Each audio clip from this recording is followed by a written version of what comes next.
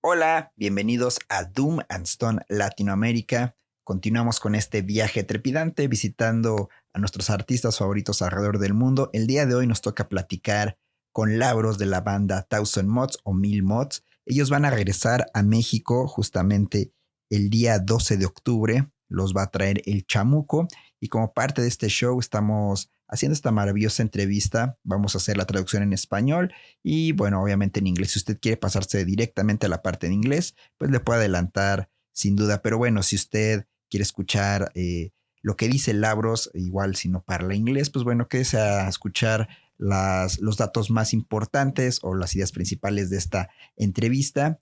Y pues bueno, la primera pregunta, obviamente la de cajón, siempre es sobre su background. ¿Qué bandas o qué cantantes fueron los que los inspiraron, los transformaron y hicieron que quisieran ser músicos, que tocaran algún instrumento, en pocas palabras? Y bueno, Lauros dice, en realidad, todos nos conocemos desde que éramos muy jóvenes. Dice, yo conozco a George, el guitarrista, desde que tenemos 4 o 5 años. Siempre íbamos juntos de vacaciones y bueno, con los años empezamos a escuchar rock and roll y metal, como pues bandas, pues las clásicas, ya saben, Led Zeppelin, Black Sabbath, Deep Purple, pero realmente el álbum que los impactó y les cambió la vida fue el Smash de The Offspring. Y dice, era algo nuevo, algo novedoso para nosotros, así que lo escuchamos todos los días, a todas horas. Fue el disco que nos marcó y de ahí para adelante. Y bueno, dice, mis papás obviamente sí escuchaban rock, tuve esa fortuna. Escuchaban más rock tranquilo como Kansas o Europa.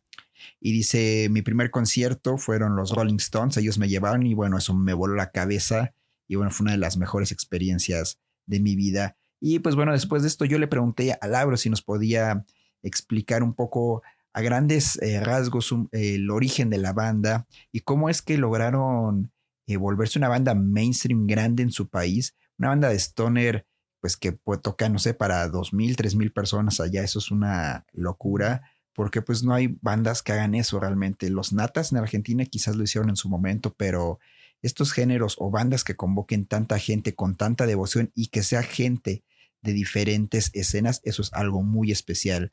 Entonces, pues bueno, él dice, bueno, como ya les conté, yo conocí a George de pequeño, pero también a Dani. A Dani lo conocí cuando tenía 10 años. Dani es el que canta y toca el bajo. Y a Yanis lo conocí a los 14 años, él es el otro guitarrista. Dice, todos somos muy fans de la música pesada. En ese tiempo éramos fans del metal. Y bueno, George empezó a tocar la guitarra y él me dijo, hey, deberías de empezar a tocar la batería. Así que me regaló mis primeras baquetas y bueno, empecé a hacer mis pininos, ¿no? Así decimos nuestros primeros intentos para tocar. Para ese entonces, pues bueno, Dani ya tocaba la guitarra y empezaba a cantar. Así que bueno, ellos se juntaban como amigos y hacían covers de Black Sabbath, de Metallica y de Judas Priest. Y dice que cuando iban en el high school, pues bueno, todos tenían sus bandas, eran los mismos integrantes, nomás con más gente, entonces se prestaban, es como la escena mexicana, ¿no? Que los de Satánico tocan con, no sé, alguien más y ya se vuelve otra banda, algo así. Entonces, pues eran prácticamente ellos con amigos, pero al final consolidaron el proyecto de Thousand Mods en 2006 y de hecho fue Lauros la última persona en entrar al proyecto y dice, al inicio hacíamos varios covers, hicimos Caius, I Hate God, Spiritual Beggars y Corrosion of Conformity. Y pues bueno, lo que menciona Labros es que en Grecia justo se estila mucho que tienes que hacer un demo, un EP y después grabas tu disco, ¿no? Entonces ellos ya tenían como sus primeras canciones, iban a hacer un demo, pero dijeron, pero si vamos a un estudio más chido, entonces este demo se convirtió automáticamente en su primer EP, que es el Blank Reality. Y pues bueno, así fue como inició el camino de esta maravillosa banda de los Thousand Mods, que bueno, empezaron como una banda más de stoner, de psicodelia, han ido progresando, su sonido ha ido evolucionando más grunge, más rock también. Entonces justamente la pregunta hacia Labros fue si nos podía contar cómo ha sido la evolución del sonido de la banda. Y dice, bueno, sabes, para mí no hay mucha diferencia realmente porque el stoner y el grunge surgieron al mismo tiempo en diferentes partes de América. Las bandas grandes de estos movimientos pues bueno, tuvieron un acercamiento diferente al rock. Por ejemplo, pues en el glam era más sexo, drogas y rock and roll, girls, ese tipo de cosas. Y este tipo de bandas, pues tuvieron un acercamiento más humano, más real, no tanto de fantasía. Y eso es algo que lo marcó y que le gustó mucho. Dice, obviamente el grunge estaba más apegado al metal, las voces pues eran más estridentes y el stoner era mucho más a la psicodelia de los 60, 70. Dice, pero estos dos movimientos pues nos influenciaron mucho a nosotros como banda. Y dice, bueno, la verdad es que el sonido de la banda ha cambiado por diferentes factores. El primero es que empezamos a hacer tours y empezamos a tener contacto con diferentes bandas de diferentes géneros. Esto nos dio una apertura más grande. Igual el público tocamos para diferentes tipos de personas y eso fue un buen cambio, algo positivo porque salimos de nuestro confort, de nuestra escena local. Obviamente, conforme fuimos creciendo, pues también creció nuestro proceso de composición. Le pusimos más atención nuevamente a todo este tema de hacer maquetas, de ver las canciones, analizarlas. Dice, antes solamente tocábamos y era intro, verso y tan tan, un jam por ahí, algo lento, psicodélico, como un cajonazo le decimos en México, es decir, algo que es muy genérico. Pero bueno, la banda se ha tomado como el tiempo necesario para madurar y pues bueno, pueden hacer esos procesos de retrospectiva. Y pues bueno, también dice, nos hicimos más grandes, crecimos, ahora yo tengo 35 años y pues bueno, con ello hemos adquirido más experiencia, más habilidades y esto nos permite experimentar más. Así que bueno, eso es algo muy importante. No sé si ustedes han visto este documental que se llama El Greek Rock Revolution. Es un maravilloso documental que retrata cómo la escena stoner de Grecia explotó a niveles comerciales así masivos, brutales. Está subtitulado en español y lo pueden encontrar en internet, se llama Greek Rock Revolution. Y bueno, en este documental justamente le ponen mucho énfasis a Thousand Mods, que es una de las bandas en ese tiempo como jóvenes, promesas, y pues bueno, se volvieron muy grandes. Ustedes pueden ver los videos que tocan para 2,000, 3,000 personas y es una locura. Así que pues bueno, yo le preguntaba, oye, en el documental dicen que en esa crisis podías ganar lo mismo que un doctor si eras músico. Y dice, ríe mucho Labros, dice, primero que nada, un músico jamás va a ganar más que un doctor en Grecia. Eso es mentira, no pasa. Y dice, mi generación, que ahora tiene 35 años o un poco más, pues bueno, en ese tiempo de la crisis económica, estaban estudiando en la universidad y se supone que la idea es que cuando tú estudias, pues puedes tener un buen trabajo y acceder a una mejor posición económica, a una clase social más alta, pero cuando la crisis llegó, pues bueno, toda mi generación nos dimos cuenta que no había trabajo, no había futuro y realmente no podías vivir de tus estudios bien, o sea, no podías ganar lo que se supone que tendrías que ganar. Así que esto hizo que mucha gente se preguntara qué es lo que quería hacer, qué es lo que los hacía feliz realmente y muchos se volcaron hacia el arte, en específico como a la música y bueno, a otras artes escénicas. Entonces, pues bueno, el sistema falló, el sistema colapsó y pues bueno, los fans obviamente también pues cambiaron, ¿no? Porque antes se gastaban mucho dinero para ir a ver a bandas extranjeras, a festivales, no sé, en nuestro caso sería algo así como el Corona Capital, lo más nice, lo más acá posh decimos. Entonces, pues la gente ya no tenía dinero. Entonces, ¿qué hizo la gente? Volteó a ver a las bandas locales, a las bandas que pues nadie pelaba. Y ahí fue cuando la escena se empezó a fortalecer, empezó a haber fans, empezaron a tener shows mucho más grandes y dice, está muy loco porque fue una bendición y una maldición, si lo quieres ver al mismo tiempo, así lo dice Labros. Dice, por un lado, o sea, podíamos tocar para muchas personas y nuestra escena iba creciendo, pero del otro lado había personas que les daba lo mismo si era un show de stoner o un show de metal o uno de hip hop. Al final ellos estaban ahí como por esta cultura de la escena local, la escena griega. Entonces ellos creen que por eso es que la banda se pudo hacer grande y igual este movimiento en Grecia. Entonces, pues bueno, se dieron cuenta que las bandas locales eran igual de buenas que las extranjeras y ellos estuvieron en el momento adecuado. Y dice, bueno, obviamente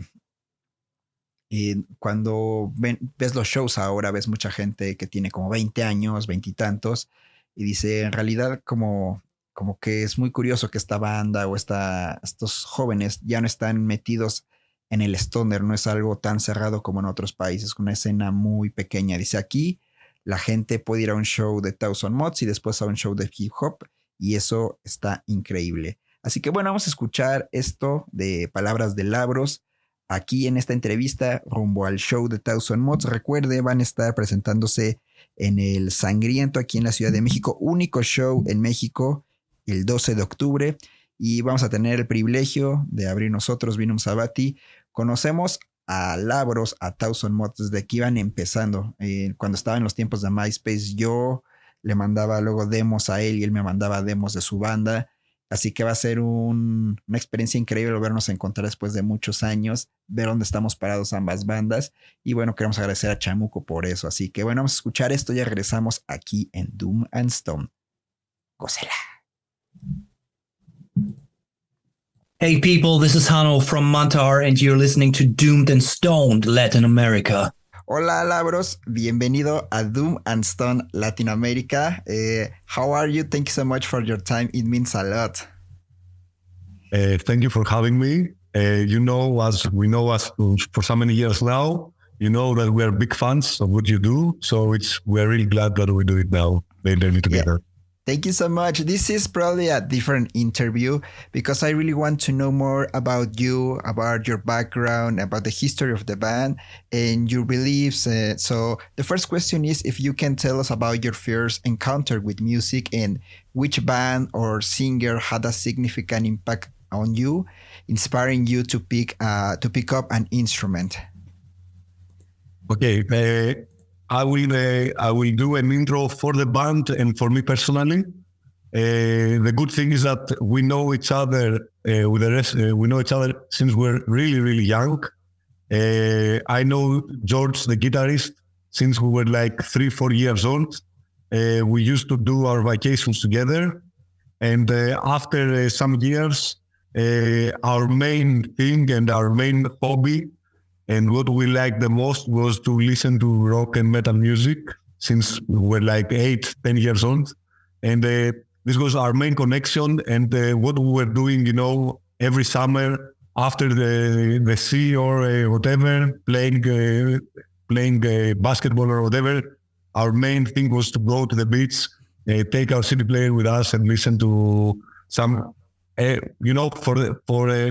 a really young child or a teenager, the basics were, all the 70s, the big bands like Led Zeppelin, Deep Purple, but of course, when we listened to Black Sabbath, it completely changed our life. And but to say the first of all, that the first album that really changed us, for me personally, and I think also for some of the rest of the members of the band, was Smash by Offspring, because it got out, I think, when we were something like 8-9 years old. And at this point, it was, something completely new and something that grabbed us. For me personally, it was really one album that really got me, and I was maybe listening to it every day for many months. Yeah, for me, probably that band was the Red Hot Chili Peppers. And it's different because everybody started with Led Zeppelin and the classics. But in my house, my parents listen like folklore music or local music, Mexican traditional music. So they don't care much about rock and roll. So when I discovered Red Hot Chili Peppers, changed my life, and it was an introduction. It's not like everybody says like, oh, Black Sabbath, Caius. It's of course not happen. Of course, yeah. I was really lucky because my parents were listening to rock music, but especially classic rock, and more, let's say, cheesy classic rock, like Kansas, Europe, all this kind of stuff. But I was really lucky because when I was, I think, 10 years old, they took me to the first concert I've ever went to in my life, and it was the Rolling Stones in the biggest stadium of Athens. And it was like, for a small child, it was like mind-blowing to be there. Wow, great introduction, definitely. Yeah. And well, now I want to talk about Thousand Mods. So could you give us a brief overview of how the band was formed and what the local music scene was like back then? Of course. As I mentioned, we know each other since really young age. With George, since we're really young children. Danny, we met him when we were like 10, 12 years old. And Yannis, we met Yannis around our 14, 15. So, we know each other many, many years. And actually, as we're really big fans of heavy music and rock music, and of course, we listened also to a lot of metal back then, George already was playing the guitar. And he told me, why don't you play the drums? And I said, yes, why I shouldn't play the drums? He bought me the first pair of sticks, and we started jamming in his house while we were on vacation. And Danny was already playing a little bit of guitar and singing. So we tried to play some covers. And from this year on, we were playing with each other in small cover bands at the moment, covering all the bands that we like, from Black Sabbath to Metallica, Judas Priest, some really not so well-known 70s rock. And that was when we were like high school, let's say. And but from that moment on, we were the same people in 3 or 4 different bands. George, Danny, and me had a three-piece band. George, Danny, and me and 2 other guys that we don't play anymore with them, we had another band. George, Danny, and John had a different band in Corinth. So, we're the same persons in the different bands. And in 2006, we finalized the lineup of 1,000 Watts. We kept this band. I was the last one to join 1,000 Watts in 2006. And we said, okay, we have some ideas for some of our songs. We have like 5, 6 covers. I think we're playing 2 covers from Caius, 1 cover from I Hate God. One. One cover from, I think it was Spiritual Beggars back in the days. And one cover from Corrosion of Conformity. So, we were listening at this kind of music at that point. And we also wrote our first songs that were actually the songs that got in the Blank Reality EP. This was supposed to be our demo, but we said, let's make it a little bit properly in a proper studio. So it was the first EP that we released. And for me, it's amazing to follow your history through your sound, because you start more like a psychedelic stoner band, then you turn into desert band like Caius, basically, and then you turn into more grunge, hard rock, stoner. So for me, it's very interesting to follow the evolution of the sound. So can you tell us in general words about the evolution of the sound of the band? Yes, for sure. All of this different, let's say, which to me personally, there is not so much difference, Stoner rock and grunge were happening at the same time in different places in America. All these bands were influenced from the same bands, of course from the 70s, but also from the 80s post-punk and punk rock scene of USA. And they were the bands and the movement that said stop to this kind of shit of 80s glam rock and all this fancy stuff, the sex, drugs, and rock and roll, and all this. Not the best approach in my opinion, for rock and roll. And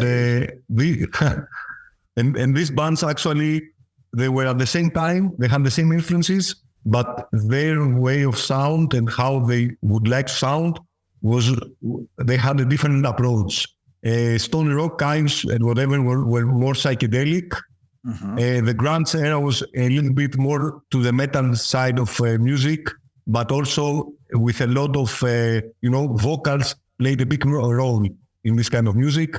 In stoner rock, it was not so, it was not the main thing. There were a lot of songs that were more jams rather than something to sing around. But all these influences, these bands were in our hearts even before we start playing the music at all. And the evolution of 1,000 Watts, I think, came because of 2-3 different factors. First of all, as we started touring and playing more and more our music to more people and playing with many bands, except the Greek scene, we got really good experiences, and I think our minds were kind of open, They got not so close-minded as we were, in my opinion, in the beginning of the band. in the beginning of the band, if something was, let's say, intro, verse, we didn't like that. We wanted just to be the way more slow, more jamming. We didn't want to have a full structure of the songs. As the years passed, and we had more experience, we transformed from a band that just jams and push play, push record and stops. We transformed to a band that wants to be sure what it plays on the record. We started pre-producing more before recording. We started analyzing and thinking more about the compositions. And I think this is one of the factors that the evolution of our sound happened. Although we still jam a lot. Sorry? No. I was going to say it's just beautiful to see the evolution of your sound, because also it's the evolution of us as a human beings. It's not the same Labros from 10 years ago than the Labros now. Exactly, man. And this was the factor number 2, that we get older, we get more experiences, but we also get better, let's say, at our instruments. So when you become better, for me personally, I have evolved also on drums. I was a city drummer, the citiest drummer. Now I'm just a city drummer. And, this makes you want to play a little bit different, experiment more, and bring more on the table of composing, rather than being the guy that plays 35 BPM, the same rhythm for the whole night. Yeah. Well, I watched the Greek rock revolution documentary some time ago, and it struck me that during the Greece economic crisis, you could earn more as a musician than as a doctor. So can you share your experience during that period of time, and how Thousand Months became such a prominent band in your country? It's really crazy to see the videos and see the crowd. It's wow. It's just crazy, because that's not happening other places, to be honest with you. Maybe in Argentina a time ago, but not in other parts of, not even Mexico, not even in, UK or I don't know, other places. So it's very unique. So tell us about this, please. So first of all, there was not a time that a musician would make more than a doctor. That's for sure. Especially in our country. But at the same time, the whole economic crisis actually made our generation, we are now around 35 or a little bit more, but our generation, when we finished school, everybody was supposed to go to the university. Everybody was supposed to have a master's degree. Everybody was supposed that after this, he will have a proper career and make a lot of money, and, all this prosperity of living in a high-class society or whatever. So when economic crisis came, our generation realized that this is a big lie. There were no jobs, and there was no future for people to, let's say, make a good living out of their studies. So our generation, although every one of us was in the university, we told to ourselves that as we cannot live properly through our job, why don't we do what we like and not what we should do, And so many people started focusing more on their arts, on their music or whatever, or all the arts were blooming during the economical crisis. And the other reason was that people, the fans actually, not only the musicians, the fans realized that the whole way of living in Greece before the economical crisis was a big lie. It was like everybody was living in this capitalistic dream that I have to make money, I have to spend money, every way, in this kind of mainstream and pop culture, that economic crisis brought us, it was completely, let's say, completely nude. The truth was nude now. There was no way to cover the reality. So people, I think, found a real way to enjoy themselves in the bands next door. They realized that they don't have to wait every summer for the $1 million band to come and go and have a gig. They realized that everybody that follows his dream, maybe he can achieve something, and also the Greek bands are not much worse than the foreign bands that visit Greece. And step by step, as also a lot of good bands, in my opinion, were starting playing in the early 10s. There was a scene even before, and I think I can say that there was a stoner, heavy rock, grunge, whatever scene, an underground one since 2005, 2006. Mm-hmm. And this, year by year, was becoming bigger. In the beginning, it was only other musicians visiting a show. After that, some friends were visiting because of the show. And year by year, this was getting bigger and bigger. So we had the good momentum of having good bands that recorded really good albums, people that want to experiment and listen to not mainstream music, and at the same time, concerts of local bands being much, much, much less expensive than the big ones. So it's easy to give it a chance and attend a show and realize that you can have fun there. The good and the bad thing at the same time is that most of these people that you see in the videos and all these fans that supported the Greek scene, and they become, you cannot say that it's underground anymore, when you have 3,000 people at the show, you cannot tell it underground, but still it was not mainstream. All these people, it was word of mouth and social media, and this is what made these shows so good. But the quality of people, the good, as I told you, the good and the bad thing was that they were not stoner rock fans. They were not doom metal fans. They were not grunge. They were just people that wanted to listen to good music. And you could see the same people going to 1,000 Mods and the same people going also to a hip hop live, So it was not a core of stoners. It was a core of young people and people around their 20s and early 30s that were wanting to support the local scene and listen to good music. I think this is my personal opinion.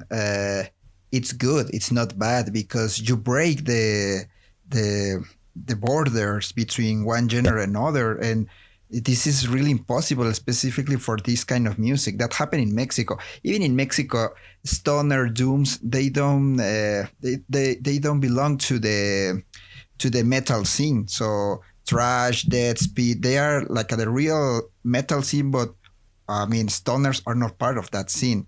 So if you start to think this, for example, with the garage bands, with the pop bands, it's different. So it's very special. You have something special in your hands, and congratulations for that. It's really, wow, man. I really, I feel very proud of you guys because I remember many years ago, we exchanged the demo. So, this is my little band, Vinum Savati, and you send me your demo, and now look at you, man. Oh, man, it's crazy. It's crazy. It's just beautiful.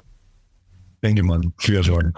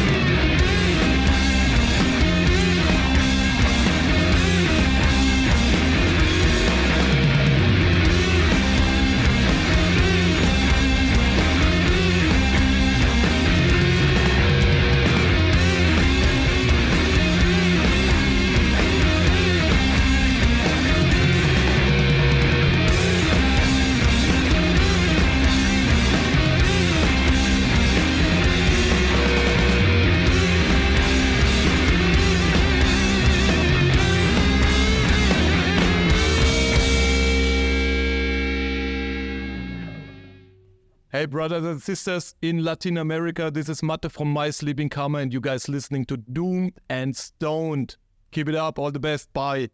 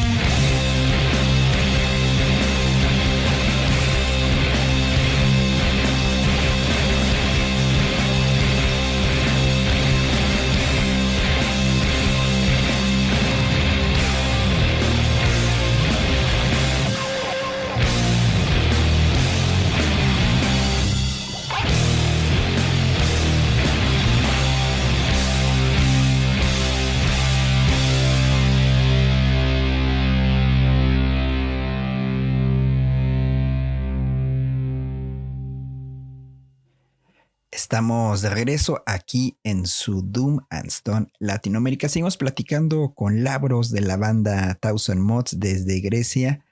Y pues bueno, tenemos muchas más preguntas para él. Aquí va parte de esa traducción. Uno de mis discos favoritos y creo que el de muchos fanáticos y por eso volvieron grandes es el Superband Vacation.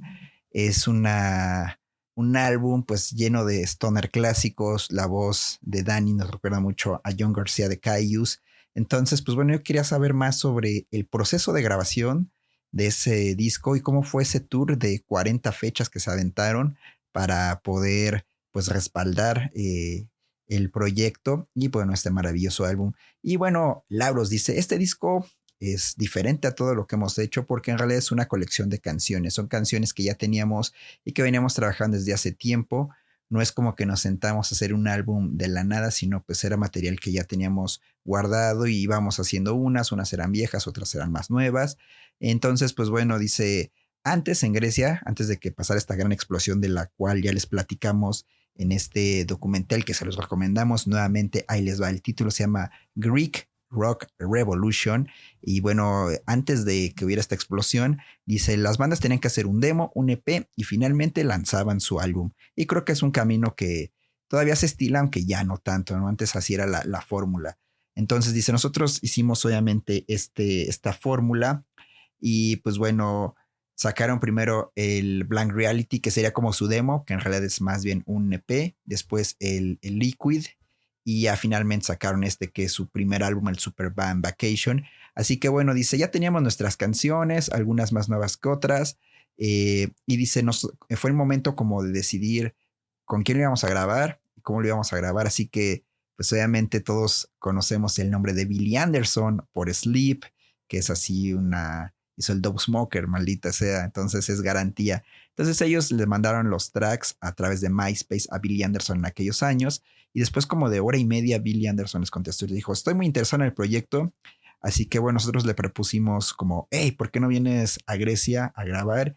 Y él inmediatamente dijo, sí, suena bien, vamos a Grecia, me gustaría estar ahí y conocer más. Entonces dice, nosotros estamos realmente muy cortos de presupuesto, no teníamos mucha plata. Entonces, pues bueno, Billy dice, prefiero visitar y grabarlos yo y bueno, pasar un buen rato en Grecia. Así que dice, voy a ser como más accesible con el precio.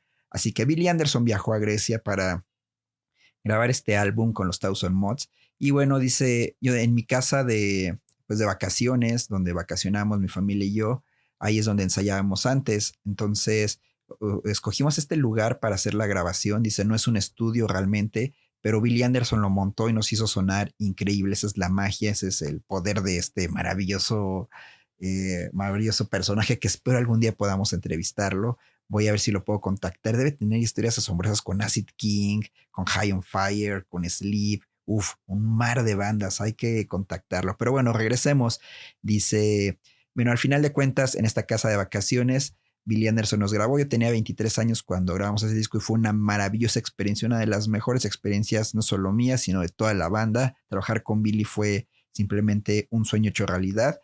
Y pues bueno, obviamente como Thousand Mods es una banda que vive como de esto tal cual, tiene que estar siempre tureando y sacando discos. Entonces, pues ustedes imaginarán que cuando las bandas están de tour, pues pueden sufrir muchos burnouts. Esto quiere decir que pues de repente no te sientes bien, extrañas tu casa, tienes problemas de salud, la mente te empieza a jugar chueco. Entonces, ¿cómo le hacen Mil Mods para sobrevivir a estas experiencias? Y dice Labros, en realidad hemos sufrido muchos burnouts. Dice, pero creo que la forma de sobrevivir ahora en esta industria tan salvaje y como se ha vuelto todo, dice, es hacer las cosas por uno mismo, es decir, hacer tus propias finanzas, hacer tu propio booking y tocar siempre lo más que se pueda. Dice, nos encanta que la gente escuche nuestra música, que haga el headbanging y que nos escriba, pero lo mejor es tocar, es lo mejor. Así que cuando la gente viene y cuando nosotros tocamos es lo que más disfrutamos. En 2018, pues ellos vinieron a Estados Unidos y por primera vez a México. Hicieron 2 fechas. Se acordarán ustedes que fue en Toluca y en el Foro Indie Rocks aquí en la Ciudad de México. Y respecto a México, pues bueno, dice, México fue una de las experiencias más locas. Nuestro primer show fue en Toluca y estuvo bien, había como 100 personas, así que es como un show en Europa así muy pequeño, no era nada diferente para nosotros, pero cuando llegamos a Ciudad de México el promotor nos dijo, hey, el show está agotado, sold out. Entonces nosotros llegamos a la prueba de sonido como a las 3 de la tarde y había gente esperándonos habían impreso nuestras caras así en pósters grandes. Dice, eso era muy loco. Dice, eso lo había visto en las películas, pero nunca nos había pasado. Eso era irreal. Dice, son esos documentales que tú ves de niño y se fue muy bonito.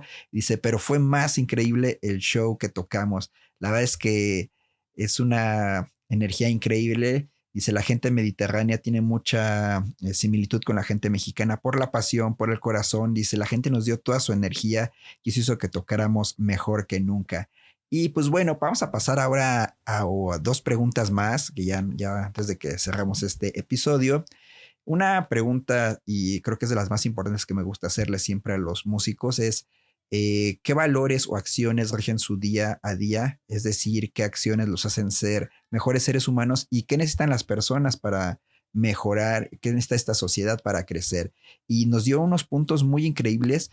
La verdad es que es difícil traducirlos literal, pero se los voy a dar como puntos generales. Ustedes lo van a escuchar de palabras de Labros. La verdad es que dice cosas muy inteligentes y muy increíbles, cosas para reflexionar. Primero, da un punto clave que dice, nosotros, todos los seres humanos, somos seres políticos, tenemos todos una opinión y creo firmemente en que debemos involucrarnos en la sociedad y en lo que pasa. No podemos esperar a que las cosas lleguen por sí mismas o que una persona o un partido haga que todo cambie. Es un trabajo de la sociedad y esto lo dice, lo entiendo porque la parte política después de la crisis económica, pues la gente está muy involucrada en su sociedad. Es gente que no se deja, es gente que está siempre pidiendo cuentas, viendo qué es lo que pasa y se entiende. Después de una crisis, la gente reacciona o no, como en el caso de México. Después dice, la solidaridad es la gran arma de la humanidad. Debe ser la cosa más importante y debería de ser la cosa más simple de entender. La verdad es que se debería de abolir la violencia de género, las fobias y el racismo.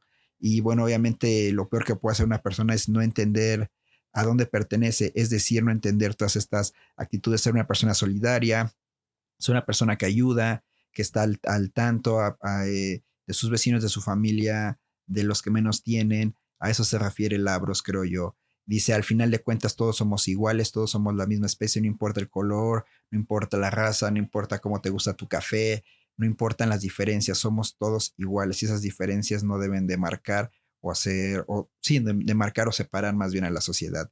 Y bueno, finalmente dice que todos en la banda creen que la religión es un gran mal, es una enfermedad, porque dice las personas escogen en vez de vivir libre, escogen creer en algo, es decir, creer de forma fascista en alguien que te dice qué hacer, cómo hacer las cosas, en qué creer, y esa gente no entiende que todos somos iguales. Son discursos de división, son discursos, perdón, de nosotros somos mejores que ustedes y lo que la gente cree, esa gente que está afuera, si no creen lo mismo, está mal y eso es dividir. Entonces, eso es la posición, cosas muy inteligentes, muy profundas y agradecemos a Labros por eso. Usted lo va a escuchar de sus palabras y creo que ahí usted le puede regresar y puede analizar firmemente cada uno de estos puntos y le garantizo que valen la pena. Finalmente, la pregunta final para Labros es ¿qué planes tienen en el futuro? Dice, bueno, primero, en este punto, cuando platicamos, ellos estaban esperando las visas. Las visas sí se las dieron y están ahora tocando en Canadá, así que estaban esperando las visas porque decían que, bueno, ir a Estados Unidos era siempre un gran problema, pero que ellos estaban muy confiados en que iban a llegar las visas y que todo iba a estar bien. Y sí, todo está bien, ya están de este lado del charco. Dice que después de Estados Unidos van a regresar al estudio y dice, para ser franco, no vemos mucho el futuro, vamos paso a paso. El COVID nos jodió a mí, a la banda y a la industria, así que ahora solo planeamos las cosas a 2 o 3 meses, no más allá. Pero pues bueno, la idea es hacer un nuevo disco y con ese nuevo disco ir por fin a Latinoamérica, a Sudamérica en específico, porque dice que sabe que hay muchos fans allá y que es algo que todo mundo ha soñado, así que ellos quieren ir. Así que espérenlos muy, muy pronto van a ir los Thousand Mods para allá, tengan paciencia. Y finalmente cerramos con estas palabras de Labros. Dice, gracias por su apoyo. México será uno de nuestros mejores shows del tour, quiero creer eso. No podemos esperar para ir. Será un show muy explosivo. Esperamos ver a la gente volando y pasándola bien. Así que bueno, con estas palabras cerramos. Y bueno, los dejamos con Labros. Escúchalo usted. Nos vemos en una nueva entrevista, en un nuevo programa aquí en Doom and Stone Latinoamérica. Préndase, sáquese algo. Nos vemos el 12 de octubre en Sangriento. Chamuco presenta 1000 mods y Vinum Sabati. Gózala. Hello, Dango here, Track Fighters, and now my new band, Enigma Experience. You are listening to Doomed and Stoned Latino America. Well, Superband Vacation is my favorite album of yours. So could you describe the recording and composition process, and also, if it's possible, the artwork? I remember that this album coincided with your first extensive tour, a 40-day tour, I think so, something like that. Yeah, I remember. The main difference of Superman Vacation to the other albums is that it's actually a collection of many different years of the band. This is also one really nice fact for the Greek scene. Back in the day, before the big explosion, it was not so common to release an album. You know, you would play and play and play and play. Maybe you have a demo, maybe you have an EP, and then the big thing is to make, to produce your first album. So we're playing in Greece since 2006 and playing shows all around Greece. We had the Black Reality, as we discussed, and we also made the 1/7-inch Liquid Sleep. And then at some point we said, now it's time to make, our debut album. So we had songs already composed, but we also did like 3 or 4 songs the last 3 or 4 months before the recording. For this album, we want, as it in our minds, it was a big step to record our first album. We wanted to be, as perfect as it could. That's why we contact Billy Anderson. And our main, of course, we were really big fans of his work. And actually 1 year before the recordings, or 6 months, we played with a Croatian band called Stone Bride. I don't know if you remember them. They were kind of in the European scene, one of the prominent bands. Yeah. And these guys recorded in Croatia and just sent Billy Anderson the tracks, and he mixed it in USA. So I got the contact from them, and actually it was back in the MySpace days that you just send a message through MySpace. And we said to Billy Anderson, we are doing our first album. We would love you to be the mixer.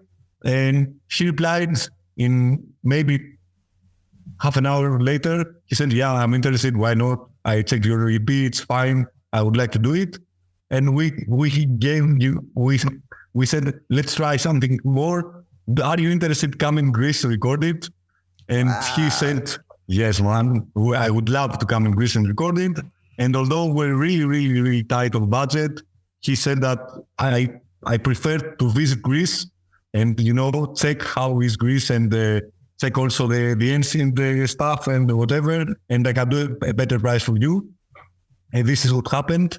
We, at this, back in the day, we were rehearsing in my vacation home where we all met. And we said, okay, let's record in this home. So it was not a studio environment. Wow. We rented a lot of gear. We bought some more gear, and actually it was recorded in a house without proper desk or whatever. And after the recordings, it was an extreme perfect experience for us, as back then we only have recorded the demo. And having a legend like Billy Anderson, we're also really young. I think back I was 23 years old when we recorded Superman. And having a guy with so much experience bringing you a really cool vibe and getting you out of the stress of this situation and bringing more ideas and want to get the best of you in a really cool mode, smooth mood, I think was the best experience for us to live these 2 weeks with this guy and record our first album. Wow, that's an amazing experience. Billy Anderson is a really important character. I have a story also because when Los Natas record Ciudad of Brahman, Billy Anderson is the connection, and also Dale Crover and the guys of Dozer. Everybody was there at the same time, and Billy Anderson is the man. I need to contact Billy Anderson at some point. Yeah, man. Of course. I think if you want to listen to a ton of stories from, let's say, if you are with a guy that was in Dope Smokey recording, I mean, you don't need anything more. Or with the guy that recorded all the Neurosis albums, I mean, it's crazy. Yeah. And well, now I want to talk about tours. 1001 is a band that is constantly on tour. So how you manage to survive so many dates without experience burnout? We have experienced burnout a lot of times, but we have a kind of masochism, and we like to bring ourselves to the worst level that you can imagine. So we continue to do it. But it helped a lot, for sure. I think the only way to survive the music industry at this moment, in this kind of underground scene, and doing it everything by yourself, self-financing, self-releasing, self-booking, whatever, I think the only way is to tour as much as possible. Yeah. For me personally, is that it's also our music that is meant to be played live, and one for sure can listen to our music at his home in the trip or relax or headbang or whatever. But I think our music is meant to play live. Definitely. And it's not easy. For example, on our last tour, we move on public transportation. We book our shows. So it's not tour manager. It's not booking agency. It's a challenge, but we're doing this because we love music, and we met a lot of lovely people, and that's the real meaning of music. Well, that's my personal opinion. Of course, it's really cool when you have a band and you have a tour manager, but step by step, definitely. And well, in 2018, you came to Mexico and the United States. So what was that experience like? To be honest, Mexico City was one of our craziest experiences ever, in many, many, many factors. First of all, we played first day. We played in Tulata, we played in a city like 2 hours away from Mexico City. I don't remember the name at the moment, and it was an okay gig with 100 persons. Cool vibes, not something crazy or whatever. And we said, okay, it's like playing in Europe almost. And the next day we play at Mexico City. The promoters tell us that it's sold out, it's going to be sold out. And we arrive like 2 or 3 o'clock in the noon for soundcheck. And there are people outside with printed our faces on big papers. I have never seen my face printed in big paper like this, waiting for us to sign our own faces. And it's something that we used to watch in documentaries and movies about rock stars in the 80s. and we are there with people who want to, even from 2 o'clock, looking for a ticket and want to sign our own faces. And then the gig came, and it was maybe one of the craziest gigs we ever played. I think we have a lot of common mentality with Mexican people, Greeks. I think Mediterranean people in general, I think they have some common with Mexican people. We are really passionate about what we love. We give our hearts when we can, and this is what we saw at the gig. So people were having the time of their lives and giving us much, much more energy, to play better and with all ourselves and give back what they give to us. And that was a really amazing, one of my favorite gigs in Mexico. And I can't wait to see you again in Mexico. A lot of people is waiting for you guys again. So yeah. We really looking forward to this. And to be honest, when we reached out to the former promoters that we cooperated in 2008, I said, "Oh, let's do it, guys! It's going to be amazing. We are in USA. It should be at least one gig in Mexico." And unfortunately, these guys stopped promoting gigs. So but we didn't have anyone. You know? The local. Oh, sorry. I just going to say the local promoter is very professional. The guy run a lot of tours. So Chamuco is amazing. He's one of the main names here. So you are in a good hands, guys. Don't worry. I'm sure. But we didn't know him. And as I told you, we do a lot of self-booking, and I never contact him. And luckily, one day I received an email, "Guys, why don't you play in Mexico?" And I say, "Okay, let's do it." I mean, It was like 2 emails, and we confirmed it, and we're coming there. Yeah. He's really and nice. The guy really looks really professional. Yeah. And well, we left just a couple of minutes. So I have some personal questions. The first one is, in your daily life, what values or action help you to become a better person? In other words, what should we do to become a better human beings? Great question. And really difficult one. First of all, we are people that also are like to be political humans, to have an opinion of our society, to see how the governments and the whole, let's say, upper class treats the humanity in general, but also in Greece, it's a really fucked up situation. So we are trying to be as much involved in society as we can, although we are really often away from home. It's our life after COVID, and also before COVID was like more than 50% of the year we are out of home due to touring. But we try when we are back, to not to live outside of our society for sure. And for us, solidarity is the main weapon of humanity.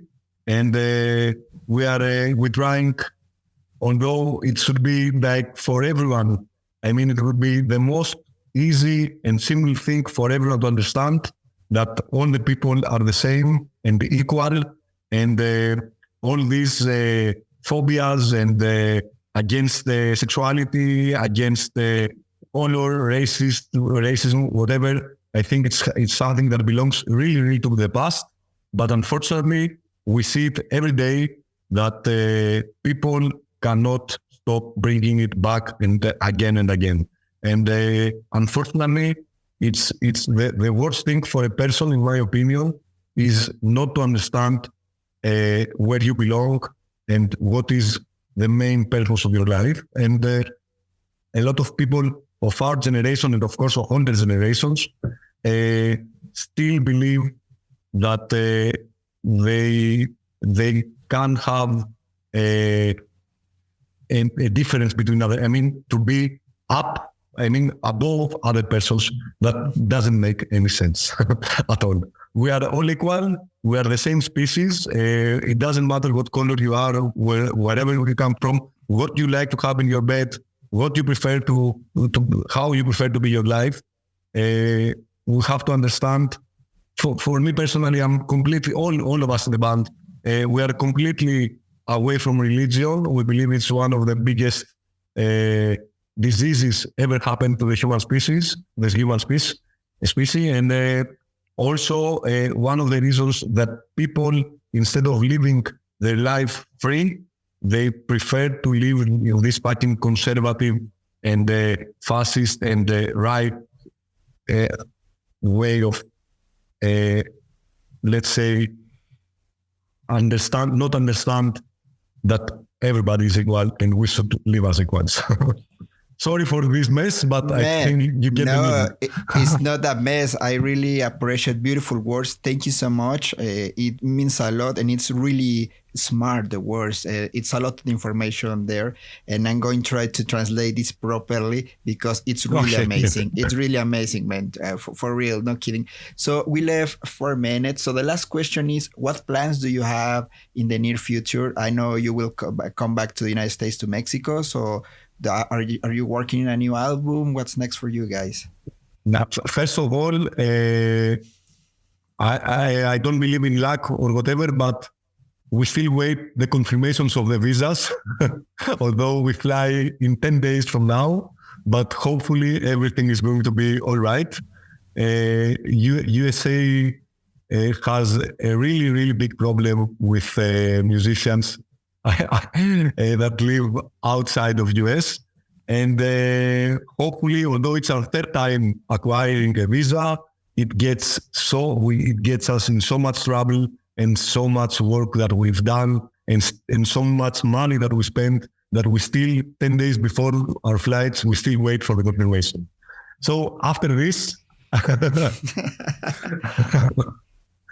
I think we are going to be okay and travel as we should.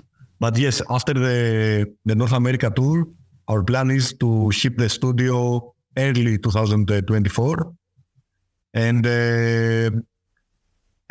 to be honest, we never look so far away in the future. We usually try to plan max 1 year from now. And this is also not, to be honest, it doesn't happen so much to plan 1 year from now. COVID fucked us and made us, and I think the whole music industry made us only plan the next 3 months, max 2 months, max. Now it gets back to the reality before COVID, so you have to plan ahead more.